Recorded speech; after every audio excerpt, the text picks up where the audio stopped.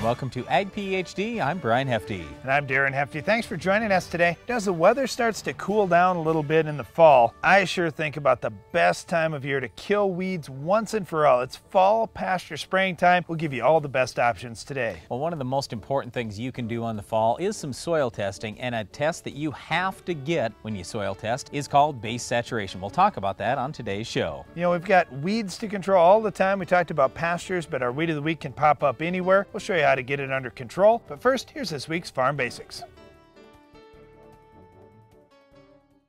Farm Basics is brought to you by the Liberty Link trait and Liberty herbicide from Bayer. The most reliable weed management solution, Liberty Link and Liberty herbicide are the link to efficient row crop production and sustainable weed management.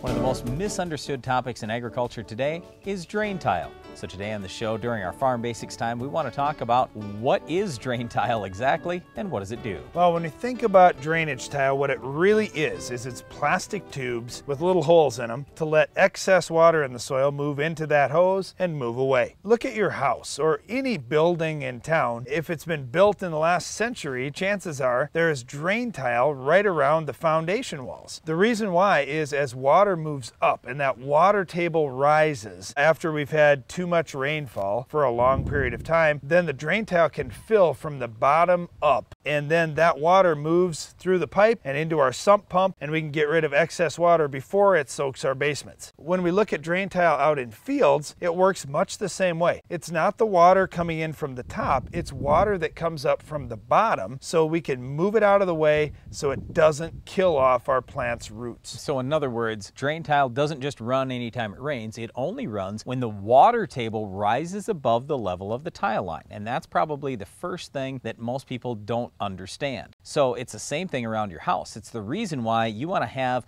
that drain tile a foot or two below the foundation of your house, because if you have it up above part of the foundation, that means that the water table could rise all the way up to that level and the water could seep into your house. So it's the same thing out in the field. We've got to make sure that we have these tile lines below the root zone. And the root zone for most crops that we're dealing with is about 3 feet. So we like to have the tile lines at least at a 3-foot depth out in most fields. All right, when we think about this, why do we need to move away excess water? The reason why is that the proper percentages in soil should be 25% air, 25% water, and 50% soil. So there's a lot of pore space out in soil. We need at least half of that pore space to be held by air, otherwise the plants don't have enough oxygen to breathe. Well, let me be a little more blunt with this thing too. Water is toxic. If you have too much water, it kills plants. And the reason why comes back to what Darren just said. If there's too much water, there's no oxygen. And without oxygen, the plants are going to die. All right, so how does soil really function? And you think about these drain tile lines, and I realize many people are alarmed when they see pipes coming out the ends of fields. We've been conditioned over years of, oh, there's factories and they have a pipe out the back that's pumping out pollution. So we see these fields and we see a pipe and we say, oh, it must be pumping out all the bad things out in the field. That couldn't be further from the truth. The way that soil was really designed is as a filter. When water moves down through soil, it actually becomes purified, and things like fertilizers or herbicides or even small soil particles are filtered out as it moves down through the soil. Once it gets to the tile line, we get pretty clear and clean water coming right out the tile line without much for fertilizers or any other contaminants in it. So some of the cleanest water that leaves a field is going to come out those tile lines. When you think about water that runs off the surface, if you have a waterlogged soil with no drain tile, anytime it rains, that water has to run off the surface. It won't be able to soak in because the soil is already full. So as that water runs off the top, that's where it has the chance to carry off plant residue from last year's crop, or soil particles, or fertilizer, or anything else that's out in the field. And many times when you see water in a ditch, it looks a little dirty or a little gray because it's carrying soil and some of these other things with it. So if we can just get water to move down through the soil, through that big filter that we have out in fields, then run out the drain tile, we end up with very clean water coming out and all those other things staying in our field where they're intended to be. The other big factor is you can make your field a great big basin for water. In effect, if you can lower that water table down, now we've got water holding capacity when it rains. So the water doesn't just have to run off, it can soak in. So it's a proven fact, and you can look it up in all these university studies done over the last 100 years. You're going to have dramatically less erosion in the field when you put drain tile in, and you're going to have less peak flow of water, in other words, less flooding. Oh, one last thing I guess I'd point out, because everybody always thinks, oh, you're going to flood us eventually downstream with your drain tile. I'm like, I want you to think about this for just a second. Think about it from the farmer's point of view. Put yourself in the farmer's seat. How are we going to pay for drain tile? Do you think that we just want to put drain tile out there for fun? No, it costs a lot of money. It might cost as much as $500 or $700 per acre. And it's expensive, okay? So how are we going to pay for it? Well, the only way we pay for it is with higher yields, right? We have more bushels. Okay, so if I have a 200 bushel corn crop versus a 100 bushel corn crop, which one would you guess uses more water? Well, there's no question about it. The 200 bushel crop uses a lot more water. So what I'm trying to say here is, yes, in the short term, there might be more water coming out of the field, but in the long term, there's absolutely less water coming out of that field. And I can tell you, I can give you examples on our own farm where we put tile into wetter areas years ago. Those aren't wetter areas anymore. They're super productive. We're raising 250 bushel corn there, but we almost never have water coming out of those tile lines because we're raising so much crop now. Well, drain tile is certainly important in agriculture and really even around your house. So understanding how drain tile actually works, where water comes up from the bottom, and as that water table rises, that's the time where drain tile will actually run to protect your home and to protect plants' roots. Well, speaking of plants, let's talk about how to control one. It's our Weed of the Week, and it's coming up later in the show. Your time is valuable. That's why you need a Hagie STS application system. Hagie STS products are designed for precision and efficiency, allowing you to make applications all season long with just one machine. Contact your Hagie rep today. How will you secure your farm for the future? The Quasar Chopping Cornhead from Capello USA will help. Our design is focused on efficiency, longevity, and reducing harvest loss, making the Quasar the corn harvest solution to bring your farm forward. With hundreds of units ready for immediate delivery, secure your farm's future today. Do it for your farm. Do it for them. Order now. Capello USA. Italian craftsmanship, American grit. With the success of the Case IH Steiger Quad Track and Magnum Road Track tractors, it's no secret why Case IH is the leader of the track. So it wasn't surprising when the competition started imitating us. But only Case IH offers a 5-axle design to give you a smoother ride, more power to the ground, with less berming and compaction. Still, we're flattered. In fact, if we weren't already red, we'd be blushing. This year's projected U.S. soybean yield will lose over $500 million per point in shrink. Eliminate shrink in your bin. Store grain without lowering moisture content with the AgriDrive Bullseye Temperature and Moisture Controller. The Bullseye monitors air temperature and relative humidity, allowing your fans to utilize the weather's natural condition to maintain your grain at market moisture. Fan run times drastically decrease along with the cost of over-drying. Eliminate shrink today. Call now. We know that the future is liquid. That's how Agriculture Liquid Fertilizer creates the highest quality products on the market. Because we're committed to finding the best raw materials at the best price possible and getting them from us to you in the most sustainable, responsible ways possible. Agriculture Liquid Fertilizers, helping you grow the future. Regalia RX biofungicide activates a plant's natural defense system, limiting the effects of disease and improving overall plant health. Regalia RX complements your fungicide program to optimize yield and strengthen return on investment. Ask your retailer for Regalia RX today.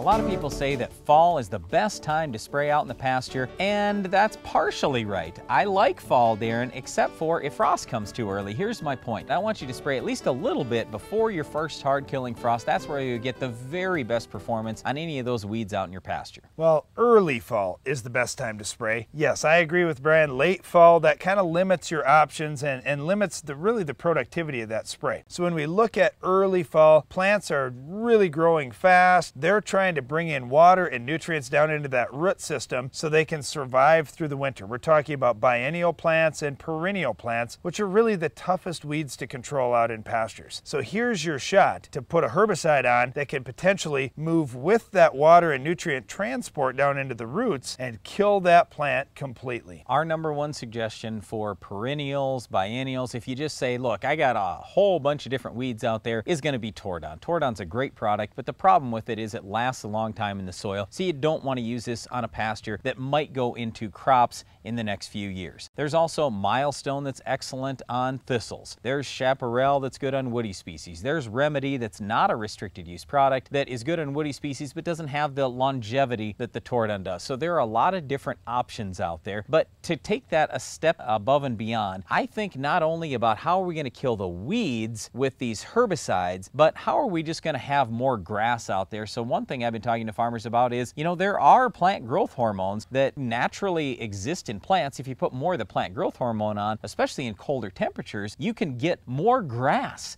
and that's what you're after. How about if you could add a couple weeks in the fall to your grazing? How about if you could add a couple weeks in the spring to your grazing? Well, having great weed control really helps, but also something like Rise Up Smart Grass could make a big difference. All right, you're stealing my thunder here, because I think too many of us look at our lawns and say, oh, I don't want to get carried away on fertility there. I don't want to have to mow every other day all through the fall. Hey, pastures are totally different. We want that grass to grow like crazy. We want to have plenty of food out there for our livestock. And there's two things going on here. One, university and private research has shown that for every pound of weed growth you have in your pastures, it takes away 2 pounds or maybe even more of grass growth. So if you want more food for your cattle, if you want to be able to run more head of cattle per acre on your pasture, here's your shot. Control the weeds. Number two, to hold those weeds down, just like in our row crop fields, we want to have good crop canopy to choke out those weeds. And if we can get excellent grass growth, both with a nice fertility program and then using plant growth hormones that are natural. The plants would naturally produce these. It's just that production slows down when it gets cooler. We can add something like Rise Up Smart Grass and really extend our grazing window and get better growth, taller grass, and more weed control for hardly anything. It's a really good strategy that's been proven to work both with organic fed cattle and regular cattle as well. Let me give you 2 other quick tips. One is soil test. Treat it just like a field. Go grid sample or zone sample, and I know your neighbors might think you're crazy by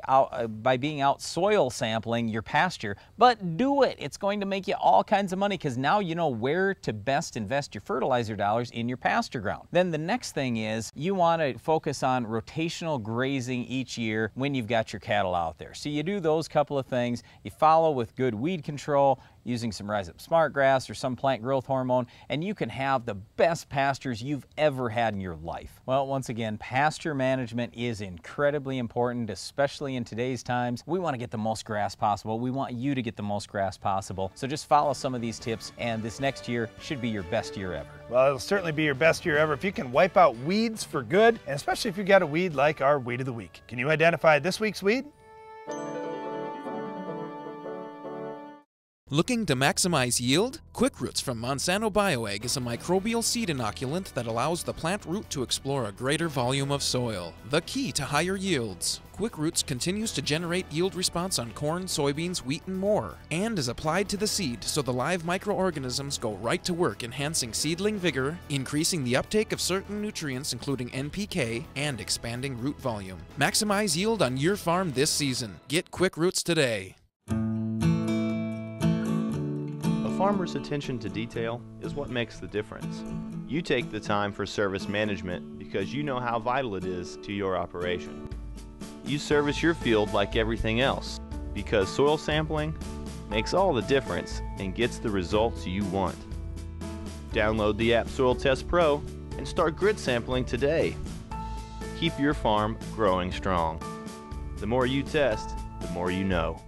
Presenting the new 2016 Apache sprayer. If you could save money and increase yield, why wait? Delaying change can cost you money. It's phenomenal the return of investment it brings back. In my mind, a sprayer is the biggest return of investment you can bring back. Apache owners apply in half the time for full type, apply when they want versus custom, and spend less than Hydrostat owners, not to mention less weight on their crops. Go ahead and compare. We hope you do. Visit etsprayers.com to locate a dealer and how to save with an Apache. Apache, now more than ever. What if instead of running test plots on 10 acres, you could test on 10,000? With Farmers Business Network, the world becomes your plot trial. FBN is the independent farmer-to-farmer agronomic network. FBN connects real data from tens of thousands of fields and provides you trusted analysis on hundreds of seeds, practices, and field performance to maximize your profits. Find out how your field seeds and practices compare today by joining the FBN community at farmersbusinessnetwork.com. Just $500 per year for unlimited acres. We've been dealing with AgriLiquid a little over 7 years. I was skeptical, to be honest, but I watched the results from several clients. Those results were increased production and reduction in input cost. With AgriLiquid, we've saw an increase in the size of the initial root mass. For ranchers, that means forage production a lot quicker.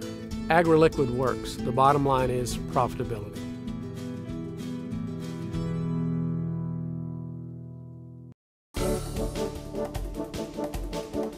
Darren and I get the chance to look at soil tests all year long, and unfortunately, a lot of people don't get the base saturation test run on their soil tests. You have to have that. And I know some people say, oh, all you need is NP and K, and all you need is parts per million.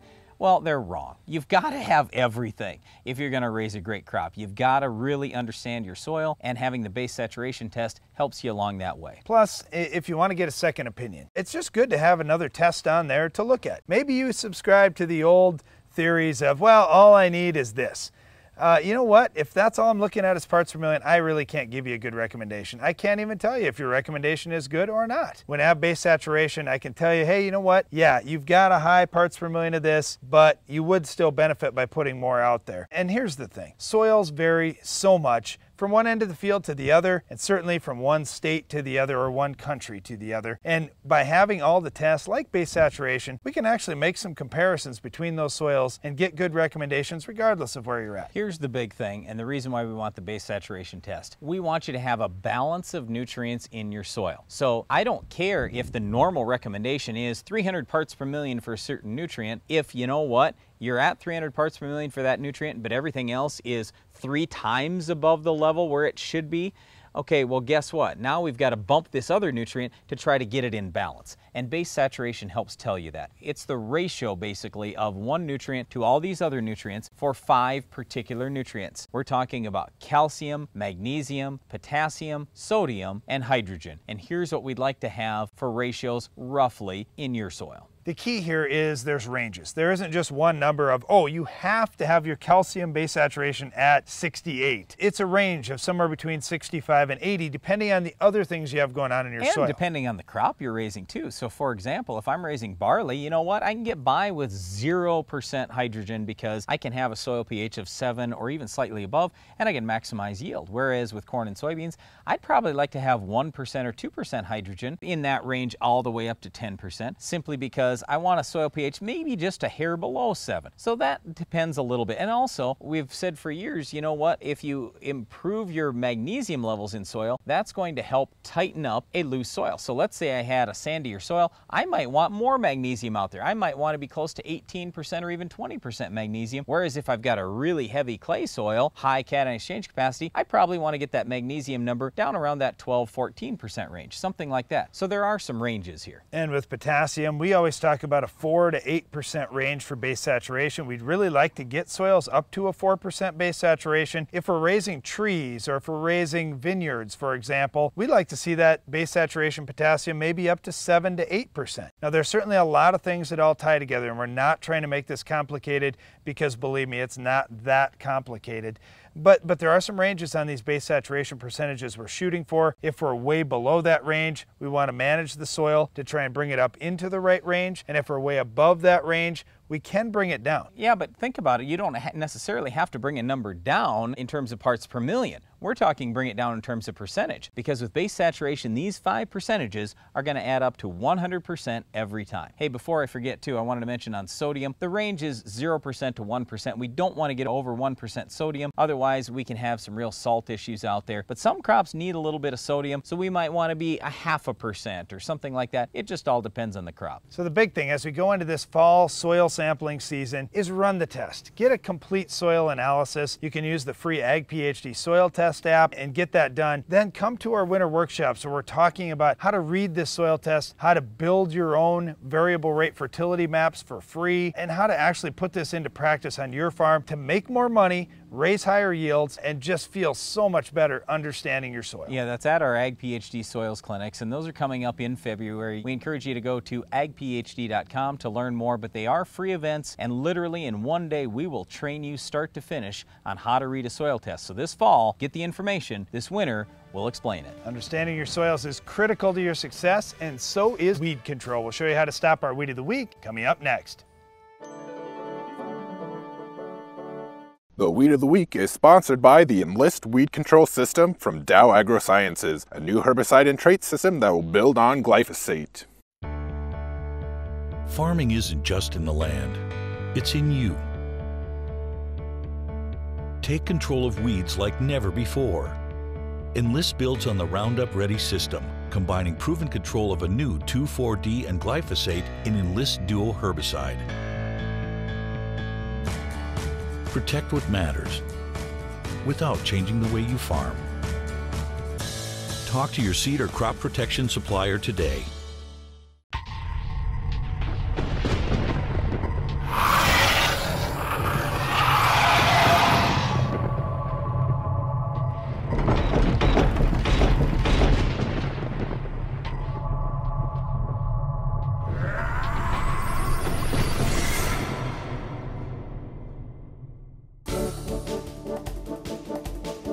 Our weed of the week is horsenettle. It's a tough to control perennial weed with creeping rhizomes, very deep taproot, and unfortunately there aren't a lot of herbicides with a tremendous amount of activity on it. No, and you know, when we talk about this weed, we got to get it under control too, because it actually can produce a poisonous substance. There's a documented case of a child eating a part of a horsenettle plant and dying. It can hurt livestock, it can hurt kids. You want to make sure you're controlling horsenettle around your place. All right, with horsenettle, to me it looks a lot like eastern black nightshade, except that it's got some thorns up the stems and along the mid veins, and I just don't want anything to do with horsenettle trying to pull it. We see it mainly in well-drained soils. It prefers kind of a lighter soil texture, maybe even a gravelly type spot. In soybeans, we haven't had any chemistry that's been really successful, other than glyphosate has been okay. And again, here you want to get it timed when the plant is fairly small, so we don't have a huge amount of growing points, and so we don't have a tremendous amount of rhizomes under that system. So if you're just starting to see horsenettle, that's the time to get it. Don't wait till you have an established patch. Now it's really difficult to control. Glyphosate, about your only option in soybeans. Then when we look at corn, we really like those HPPD type products, Callisto, Laudis, Impact, Armazon. They seem to be even better than what Banvel or Dicamba or Status has been. I still like Status, it's not too bad, but those HPPDs are even just a little better. Well, like Darren was saying, we see this a lot of times around the edges of fields or maybe in pastures. If you don't overgraze, if you properly fertilize, hey, out in your fields, if you have good crop canopy, all these things really help. So we don't want you to have to spray a herbicide. Do what you can to raise the best pasture, to raise the best crop, to raise the best garden. Do all that, and a lot of times your crop naturally can help choke out that horsenettle. Again, horsenettle is a tough perennial weed with creeping rhizomes. It can produce a poisonous substance, so we want to get it under control, and we don't want to let it take our yields either. That's all time for this week's weed, but Iron Talk is coming up next. Iron Talk is brought to you by Case IH. The AFS Connect Farm Management System from Case IH connects you, and only you, to the information you need most from your equipment, from anywhere, at any time. AFS Connect, only from Case IH.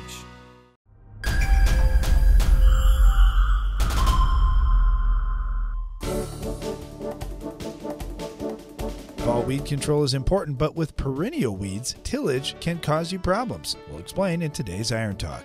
Regardless of which perennial weed you're talking about, you'll normally get the best control if you spray at the right time. What we're looking for in the fall is warm temperatures a couple of weeks before the first hard-killing frost, where the plants can take in that herbicide and move it down into their root system. However, our tillage programs can mess up good weed control. If you want the ultimate permanent control in perennials, our suggestion is to do zero tillage for a few weeks prior to spraying and use a good strong rate of a herbicide that can move down into the root system. What happens when we do tillage in advance of the spraying is we chop up that perennial root system. If you have rhizomes, like with a Canada thistle plant, for example, and you chop up that root system, you're going to see more new shoots coming up next spring. And all that you can do with fall weed control is control the plants where you can still get coverage on them above ground. So this fall, do no tillage where you get through those perennial weed patches and use a strong rate of a herbicide that can move down into the root system. That's all for today's Iron Talk, and now back to the show.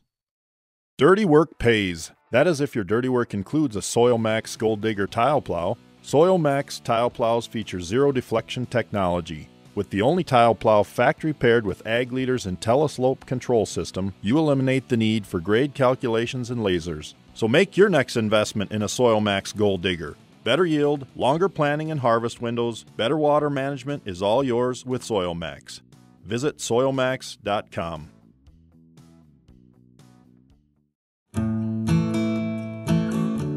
A farmer's attention to detail is what makes the difference. You take the time for service management because you know how vital it is to your operation. You service your field like everything else because soil sampling makes all the difference and gets the results you want. Download the app Soil Test Pro and start grid sampling today. Keep your farm growing strong. The more you test, the more you know.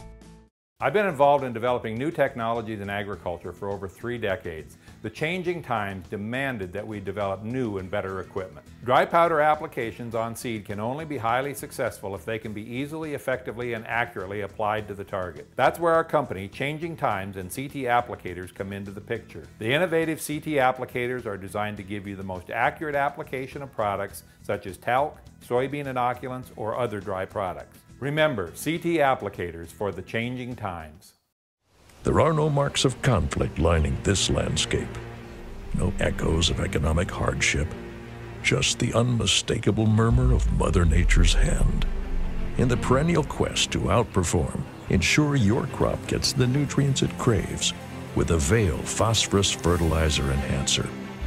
Nothing helps protect your investment more, so you can grow confidently no matter what comes your way. Avail. Hold your ground. For lower cost, higher production, Mandaco Agri leads with versatility unmatched. Twister is the vertical tillage unit for no-till as well as conventional tillage. Twister's ease of maintenance is forgiving and rocks and has contour conformity equaling 0 downtime. Our hydraulically adjusted coulter angles make residue management easier, less costly. Spring or fall, the Mandaco Twister vertical tillage unit is the new leader. See your Mandaco Agri dealer. Visit northcountrymarketing.biz or call. Take a look inside any rotary combine, and you'll find single rotor technology. Technology Case IH introduced over 35 years ago with the axial flow combine. But unless it gives you more bells and whistles with fewer belts and chains, more power using less fuel, it's not an axial flow. Because while the heart of every rotary combine beats red, only Case IH gives you the power to do more. What if instead of running test plots on 10 acres, you could test on 10,000? With Farmers Business Network, the world becomes your plot trial. FBN is the independent farmer-to-farmer agronomic network. FBN connects real data from tens of thousands of fields and provides you trusted analysis on hundreds of seeds, practices, and field performance to maximize your profits. Find out how your field seeds and practices compare today by joining the FBN community at farmersbusinessnetwork.com. Just $500 per year for unlimited acres. Closed captioning for Ag PhD is sponsored by Norwood Sales. On your farm, you need speed and year-round effectiveness in your tillage program. The Quick Till from Norwood Sales allows you to move quickly through your fields, maximizing time and improving yield. Constructed of heavy-duty materials, the Quick-Till is ideal for both spring and fall applications, from preparing a healthy seedbed early in the season to breaking up corn residue after harvest. For more information about how a Quick-Till can improve fields on your farm, call Norwood Sales today. That's all the time we have for today's show, but before we go, we want to invite you to tune in to the Ag PhD radio show. You'll find us at 2 p.m. Central each weekday on Sirius XM Channel 147. That's the rural radio channel. And don't miss the next Ag PhD TV show. Get another Weed of the Week, Farm Basics, Iron Talk, and a whole lot more. I'm Darren Hefty. And I'm Brian Hefty. Thanks for watching Ag PhD. American ethanol is made primarily from corn. Did you realize that the type of corn used for ethanol and livestock feed is much different than the sweet corn on your dinner table? For more information, visit rnmf.org.